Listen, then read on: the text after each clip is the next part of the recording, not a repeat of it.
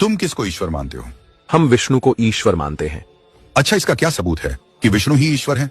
हमारे वेद, पुराण और ग्रंथों में लिखा है कि विष्णु ही ईश्वर है। ये तो तुम्हारे धर्म की किताबें हैं और इन्हें तो तुम मानते हो। बाकी दुनिया क्यों माने कि विष्णु ही ईश्वर है? क्या तुम्हारी किताबें ईश्वर द्वारा उतारी गई हैं या इंसानों ने लिखी हैं? हमारे आर्षि मुनियों ने इसे ईश्वर की प्रेरणा से लिखा है। प्रेरणा से लिखा मतलब? क्या वो किताबें सीधे आसमान से उतरी या सिर्फ राशियों की कल्पना थी? क्योंकि अगर इंसानों ने लिखा है तो उसमें गलती और बदलाव का खतरा हमेशा रहेगा।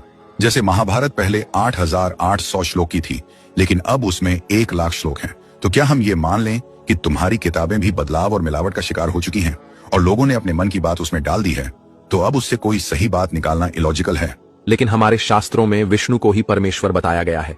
अच्छा, एक सवाल, क्या किसी किताब में लिखा होना ही सच होने का सबूत है? अगर कोई किताब में ये लिख दे कि गधा ही तुम्हारा बाप है, तो क्या तुम उसे मान लोगे? ये क्या बकवास है? नहीं, मैं बस लॉजिक की बात कर रहा हूं। अगर सिर्फ किताब में लिखा होना सच का पैमाना है, तो फिर तुम किसी किताब में लिखा ये कि गधा तुम्हारा बाप है, तो तुम उसको भी मान लोगे, नहीं ना? तो फिर तुम्हारी किताबों का दावा भी बाकी दुनिया के लिए प्रमाण नहीं बनता। लेकिन हमारे ईश्वर ने चमत्कार किए हैं। अच्छा, क्या चमत्कार करने वाला ही ईश्वर हो जाता है? फिर तो तुमको फिरौन के जादूगरों को भी ईश्वर मानना पड़ेगा, क्योंकि वो भी जादू से छड़ी को सांप बना देते थे। तो क्या वो जादूगर भी ईश्वर थे? देखो, ईश्वर की पहचान उसके गुणों से होती है, ना कि किताबों या चमत्कारों से। सच्चा ईश्वर वो है जो हर जगह मौजूद हो, जिसे किसी ने पैदा न किया हो, जो कभी ना मरे, जो किसी रूप का मोहताज ना हो। अब बताओ, क्या विष्णु हर जगह मौजूद है? क्या विष्णु को किसी ने पैदा नहीं किया? क्या विष्णु कभी नहीं मरते?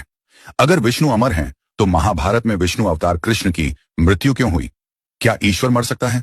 अवतार तो बस एक रूप था, असली विष्णु अमर है। अच्छा, तो तुम्हारे हिसाब से ईश्वर को रूप बदलना पड़ता है? मतलब कभी वो इंसान का रूप लेता है, कभी मछली का, कभी कछुए का। क्या ईश्वर को रूप बदलने की जरूरत है?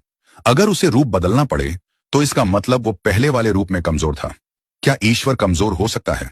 सच्चा ईश्वर तो हर रूप में मुकम्मल होता है। उसे रूप बदलने की क्या जरूरत है?